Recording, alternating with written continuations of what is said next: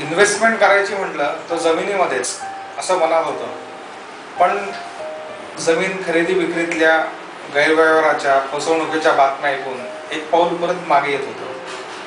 पण मी जेव्हा इथॉस लँडच्या संपर्कात आलो तेव्हा त्यांनी मला गाईड तर केलंच, पण जमीन खरेदीची किचकट प्रक्रिया 7/12, ULC, 84C वगैरे इतक्या सोप्या करून सांगितल्या. एखादी आपण दुकानात जाऊन गोष्ट विकत घेतो इतकी सोपी आहे हे मला तेव्हा समजलं. त्यामुळे मी त्यांच्या कात्रजमधल्या मांगडेवाडीत प्लॉट घेतला आणि जमिनीचा मालक झाला. तर तुम्ही पण इथॉस लँडमध्ये निर्धास्तपणे गुंतवणूक करा, ती नक्कीच तुमच्या फायद्याची ठरेल हे मी विश्वासाने सांगू शकतो.